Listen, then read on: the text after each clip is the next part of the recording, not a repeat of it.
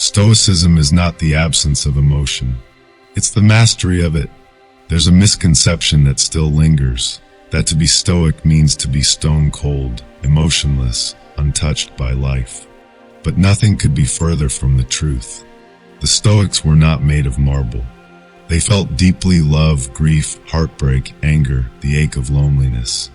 They were not immune to pain. They just refused to be ruled by it. Marcus Aurelius, the most powerful man in the world at his time, sat in the dim light of his tent, surrounded by war, by betrayal, by decay, and he wrote, "Our life is dyed by the color of our thoughts." He was not trying to escape his emotions. He was wrestling with them, understanding them, transforming them. You see, Stoicism isn't about suppressing your feelings. It's about looking them straight in the eye and choosing your response. So if you're feeling lonely, lost, or heavy with sadness right now, if you're tired of pretending you're fine when inside, it feels like you're unraveling, this video is for you. Today, I'm going to walk you through 13 timeless Stoic remedies, not quick fixes, but real tools. Remedies that have helped warriors, emperors, artists, and ordinary people like you and me to not just survive difficult emotions, but to grow because of them. Stay with me to the end, because remedy number 11 is one most people never talk about, and it may just change how you see your pain forever. Let's begin. 1. Walk your way into stillness. In a world that moves too fast, sometimes the most radical thing you can do is walk. Not to get somewhere, not for exercise, but simply to move, to breathe, to listen, to be. Seneca once wrote, "The mind must be taken on wandering walks, or it will break." And he was right. When the noise of the world crowds in, deadlines, disappointments, silent evenings that feel a little too empty, we don't need a breakthrough.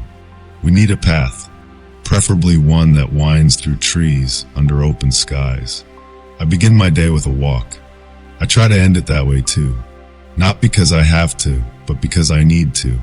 It's the moment when my body moves forward, but my mind slows down. It's where stillness lives. You might think it's too simple to help, but try it.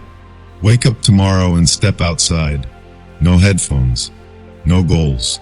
Just go where your feet lead you. Let the sun warm your skin. Let your thoughts settle like dust in calm air. You may discover what the Stoics knew centuries ago, that movement can lead to clarity, and that nature has a way of reminding you, you're still here, you're still breathing, and that's enough. Walking in its essence is an act of presence, and when you're present, loneliness has less space to grow. But what if the person you're walking with is yourself? What if you could learn to befriend the voice inside your own mind? That leads us to remedy number 2, a lesson just as ancient and even more powerful. 2. Speak to yourself like a friend. There's a moment in one of the old Stoic stories that I can't forget. Cleanthes, a Stoic philosopher, is walking through Athens when he hears a man berating himself out loud. "You idiot, you always screw things up. No wonder no one stays." Cleanthes stops gently and says, "Remember, you're not speaking to a bad person. Let that sink in. We live so much of our lives in our own heads. And for many of us, the voice in there isn't kind. It's a critic, a bully, a voice shaped by every failure, every rejection, every comparison we've ever internalized. When you're lonely, when you're depressed, that voice gets louder. It says you're not enough, that you're broken, that people leave you because they see something's wrong. But the Stoics teach us something else. They say that if you wouldn't speak to a friend the way you speak to yourself, then maybe it's time to change the conversation. Seneca reminds us that self-respect is the foundation of virtue. It's not arrogance. It's not delusion. It's simply choosing to believe that you are worthy of kindness, especially from the one person who speaks to you every second of every day, yourself. There's a lyric from a modern band that captures it beautifully. Until you learn to love yourself, that door is locked to someone else. Because here's the truth. If you don't see your own worth, how can you expect others to? So next time that voice rises up to tear you down, stop it, like Cleanthes did. Say out loud if you have to, I'm not a bad person. I'm just in pain. And pain is not a sin. It's a signal. And when you begin to change the way you speak to yourself, you start changing the way you move through the world. And that changes everything. Because once you start treating yourself like someone worth loving, you begin to question whether all the chasing, all the success, all the noise was ever what you really needed. And that brings us to remedy number 3, a hard truth about happiness that no achievement can ever fill. 3. Success won't save you. Imagine this. You get everything you ever wanted. The job, the recognition, the money, the name and lights. And then one morning, you wake up and it still hurts. That quiet ache in your chest. That feeling like something's still missing, even though, by all accounts, you've made it. Rainn Wilson, who played Dwight in The Office, once opened up about this. He was on the most beloved sitcom in America, playing an iconic character, earning awards, respect, opportunities, and yet, for much of it, he felt miserable. He wanted more. A movie career, bigger roles, more acclaim. He'd look around and wonder, why him, not me? Why am I not where I should be? And that, right there, is the trap. The Stoics called it chasing shadows. Seneca warned that the man who is always wanting is never at peace. Because no matter how high you climb, the horizon keeps moving. You keep telling yourself, I'll be happy when, and happiness keeps getting postponed. But what if the problem isn't what you don't have? What if it's your refusal to appreciate what you do? Marcus Aurelius, emperor of the known world, wrote in his journal, you could leave life right now. Let that determine what you do, say, and think. He knew that success is fleeting. Fame disappears, and the applause always fades. So what matters? Presence, gratitude, character, the ability to savor what's in front of you before it becomes a memory. Because when you're standing in the center of what you once prayed for, and all you can think about is what's missing, you're not living. You're just accumulating. And you deserve more than that. So stop running. Breathe. Look around. You might already be where you once longed to be. But maybe you can't see it clearly because you're too close. Which is why the Stoics gave us another tool. One that shifts your entire perspective. It's time to zoom out. 4. Zoom out and watch the storm shrink. From where you're standing, your pain feels massive. It fills the room. It clouds your mind. It makes everything else feel small. But that's only because you're too close. Marcus Aurelius had a practice he called taking Plato's view. He would mentally rise above the city, the empire, even himself, and look down from a great height. From there, everything changes. That overwhelming email, a pixel. The argument, a whisper in time. The fear, a flicker in a sea of stars. He wrote, observe the swarming of ants, their quarrels over crumbs, their endless rushing, and know that we are no different. Harsh? Maybe, but also freeing. Because when you zoom out, you realize this moment, this heartache, this setback, this restless night, is not the whole of your life. It's a chapter, a scene, a single frame in the reel. It's been like this forever. People have always longed, fought, grieved, loved, lost, healed. As the Bible says, one generation comes, another goes, but the earth abideth forever. And so do we, in some quiet, enduring way. You are not alone in your suffering. And more importantly, this too is not forever. So take a moment, breathe, pull your soul up above the noise, above the timeline, above the panic, and look back down. That problem, that pain, it's not gone, but it's smaller now. Perspective doesn't erase the storm, but it reminds you the sky is much, much bigger than the clouds. And once you see that, you may be ready to find others who are walking through the same storm as you. and not walk it alone. Let's talk about that in remedy number 5. 5. Struggle together, and you'll never struggle alone again. Pain isolates. It makes you feel like you're the only one going through it, like everyone else has it figured out, while you're quietly falling apart. But that's a lie pain tells. And the antidote is community. Not the kind built around perfection, but the kind forged in fire. Seneca wrote of facing cold plunges and physical challenges not just for discipline, but to remind himself, I can endure. Today, people do the same, together. CrossFit gyms, jiu-jitsu mats, Spartan races, polar bear clubs jumping into freezing water in the dead of winter. Why? Because doing something hard with someone else creates a bond that words can't. The moment you gasp, stumble, sweat, and overcome, not alone but side by side, something shifts. Marcus Aurelius said it best. We are like soldiers storming a wall. So what if you slip? Ask your comrade for help. When you do hard things with other people, you stop feeling like a broken part and start seeing yourself as part of something greater. You become a thread in a net that will hold you up when you fall. This is what recovery groups have known for a century. It's not about hierarchy, not about being told what to do. It's about looking another person in the eye and realizing, you hurt too? Let's heal together. You don't have to be strong alone. Sometimes the bravest thing is not to hold it all in, but to show up, sweat, shake, and let someone else see your struggle. And you might find they've been waiting to show you theirs too. So join in, suffer together, rise together. And if you still feel unsure about asking for help, that's okay. We'll go there next. Because remedy number 6 is about a kind of courage most people never talk about. The courage to reach out and say, I can't do this on my own. 6. Ask for help. That's what the strong do. We live in a culture that glorifies independence. Figure it out yourself. Push through. Don't be weak. But the Stoics never said you have to do this alone. In fact, they knew that sometimes the strongest thing you can do is ask for help. I've been to therapy.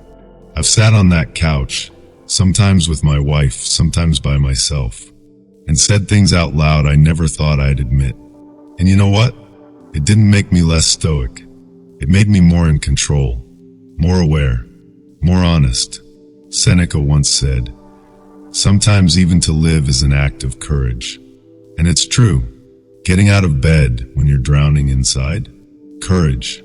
Making that first call? Courage. Telling someone, I need support.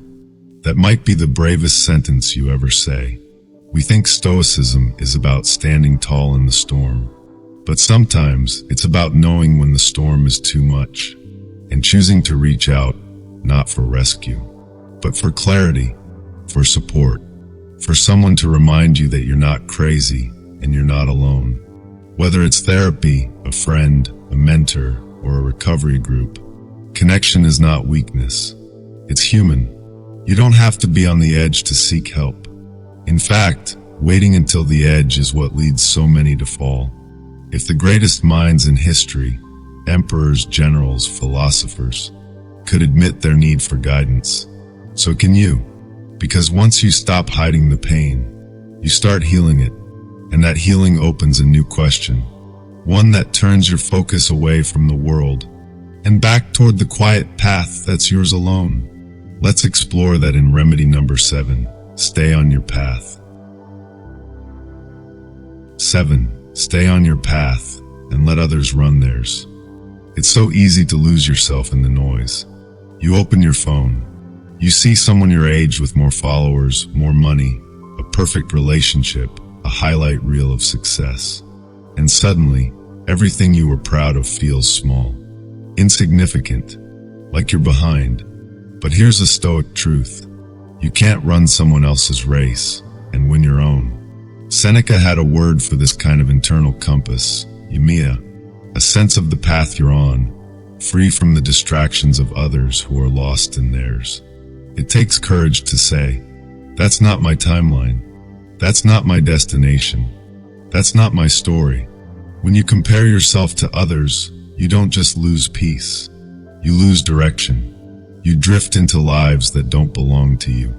You start chasing dreams you never even wanted. But when you stay on your path, when you wake up each day and take even a small step toward your truth, you win. Not because you're ahead, but because you're aligned. Marcus Aurelius said, "A man must stand erect, not be kept erect by others." And you can only stand tall when you're walking your road, not someone else's. So the next time envy creeps in, whisper to yourself, "They're not ahead of me. They're just not me." Because once you reclaim your path, something extraordinary happens. You stop fearing what you don't have and start seeing what can never be taken away. But even on your path, nothing lasts. Which brings us to remedy number 8, a humbling, liberating truth from the heart of Stoicism. 8. Accept impermanence because nothing lasts. One day, you will be the last person who remembers the sound of their voice, the way they smiled, the way they made you feel safe. One day, even your own name will be said for the last time. And while that might sound terrifying, to the Stoics, it was liberating. Marcus Aurelius, Emperor of Rome, ruler of the known world, wrote, "Alexander the Great and his mule driver were both brought to the same place, the grave. All glory is fleeting. All names are temporary. All applause eventually fades into silence. So why chase permanence in a world built on change?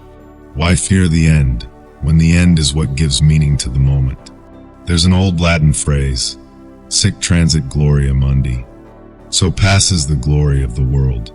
The Stoics didn't use this to depress themselves. They used it to focus, to remind themselves, what matters is not how long something lasts, but how deeply it's lived. Do good work. Love well. Let go quickly. Be present. The fact that nothing lasts doesn't mean nothing matters. It means everything matters now. When we accept that even the brightest light will one day dim, we stop hoarding the light. We start becoming it. So no, you won't be remembered forever, but you can live this day in a way that deserves to be. And when it all feels like too much, when the endings stack up faster than you can process, the Stoics had a powerful response. Turn the pain into practice. Turn the loss into fuel. And that's where we're going next, with remedy number 9, see adversity as a gift. 9. See adversity as a gift, because the fire shapes you. Nobody is more unhappy than the person who has never been tested. That's not a motivational quote, it's what Seneca believed. And it's what you've probably lived without even realizing it. The people you admire most, the ones with depth, clarity, inner strength, they were forged, not in comfort, but in hardship. Think about it. When everything's easy, what do you learn? When every plan works, what do you become? Soft, entitled, fragile. But when the storm hits, when the path breaks beneath your feet, when the call doesn't come, the dream collapses, the door slams shut. That's your training ground. That's the Stoic arena, where you don't get what you want, but you get what you need. Marcus Aurelius wrote, "The impediment to action advances action. What stands in the way becomes the way." The obstacle is not the enemy. It's the lesson. It's the rep you didn't ask for, but desperately needed. I remind myself of this all the time. When plans fall apart, when people disappoint, when I feel like screaming, quitting, or curling up in defeat. No, I don't love the pain, but I love who I get to become because of it. The Stoics didn't chase adversity, but they didn't run from it either. They embraced it. They thanked it, because they knew no test equals no transformation. And sometimes just surviving is the transformation. So whatever you're facing right now, the breakup, the burnout, the breakdown, don't waste it. Use it. Let it shape you. Let it strengthen you. Let it show you who you really are when life doesn't go your way. Because in that space, between what you wanted and what is. You just might find something deeper than happiness, meaning. But what if we went even further? What if we didn't just accept adversity, but loved it? That's the essence of remedy number 10, embrace Amor Fati. 10. Embrace Amor Fati. Love what is, not what was supposed to be. There's a moment in every journey where you stop asking, why did this happen to me? And instead whisper, this was chosen for me. That moment, that's Amor Fati, the love of fate. It's a concept Epictetus taught long before Nietzsche gave it a name. Not just to accept what happens, but to love it. To see even the setbacks, the detours, the heartaches, as sacred parts of the road that made you you. Not easy, but freeing. Because let's be honest, you don't control most of what happens in life. You didn't choose the breakup, the illness, the silence from the people you once trusted. But what if it was never supposed to be different? What if it had to unfold exactly this way, so you could become who you're meant to be? Marcus Aurelius said, what you throw on the fire becomes fuel for the fire. Nothing is wasted, not your tears, not your mistakes, not the years you think you lost. Amor Fati doesn't mean pretending to like pain. It means recognizing this pain has purpose, that the universe didn't betray you. It shaped you. It's the moment you stop fighting life and start flowing with it. Yes, this happened. And yes, it's good that it did. From that place, everything softens.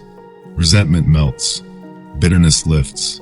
And suddenly, even your scars begin to shine. Because they're no longer reminders of where you were broken. They're proof of where you grew. And from that fertile ground, something rare begins to bloom. Stillness. Not silence. Not numbness. But a powerful, present calm. Even when the sea around you is wild. That's what we'll uncover next in remedy number 11, practice stillness. 11. Practice stillness. Be the rock in the storm. The world will always be loud. People will always want things from you. The future will always feel uncertain. And your mind, left unchecked, will spin like a wheel in mud. But in the midst of that chaos, stillness is possible. Not the stillness of doing nothing, but the stillness of being anchored, present, unmoved by the storm. Marcus Aurelius wrote, be like the rock against which the waves crash. It stands firm, and the raging sea falls still around it. Stillness is not passivity. It's power without panic. It's clarity without control. It's the quiet confidence that says, I don't need to react. I choose how I respond. For me, I found that stillness doesn't happen by accident. It's a practice. It lives in early mornings, in long walks, in closing your eyes for 5 breaths before answering that email, in letting the noise of the world pass through you, without letting it define you. The Stoics knew, the person who can remain still, even as the world shakes, is free, because when you're still, you don't just survive the moment. You own it. You live in it. You see clearly what's yours to do and what's not. And from that clarity, you begin to create, not react. Stillness is where you stop chasing meaning and start experiencing it.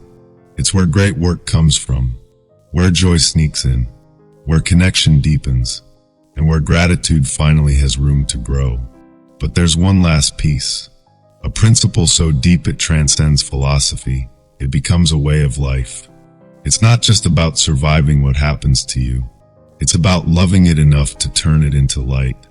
Let's finish this journey with remedy number 12, balance the mind and the heart. 12. Balance the mind and the heart, because you're not a machine. Stoicism is often misunderstood. People hear control your emotions and assume it means don't feel them. That's not Stoicism. That's denial. The real teaching? Feel deeply. Think clearly. Respond wisely. Seneca didn't ignore his grief. He wrote letters to comfort others in their grief. Marcus Aurelius didn't bury his sadness. He reflected on it in his journal, seeking truth within it. Because life isn't solved by the mind alone. Sometimes the heart knows things reason can't explain, and other times the mind must gently remind the heart, this will pass. There's a moment when you've reasoned everything out. You've journaled, you've meditated, you've done the inner work, but still your chest feels heavy. The tears come, the ache remains, and that's okay. You're not a machine. You're a human being, capable of thought, yes, but also of love, of longing, of breaking and healing again. Marcus wrote about being the rock in the sea, but even rocks get worn down by waves. That's why Stoicism is not about perfection. It's about practice, not about invulnerability, but about courage, the courage to feel and not drown, to think and not disconnect, to act from a place of integrity, even when your heart is still hurting. Because when the mind and the heart move together, you don't just survive life. You live it, fully, honestly, beautifully. And once you've learned to balance the heart and mind, to feel without being consumed, to think without becoming cold, you're ready for something deeper. Because life will test that balance. The world will shake. And in those moments, you'll need more than calm. You'll need principles. 13. Live by first principles. When the world feels out of control, return to what you can control. Inflation rises. Markets crash. Wars erupt. People argue, divide, blame. You scroll the headlines and feel a familiar tightness in your chest. What the hell is going on? The world feels unstable.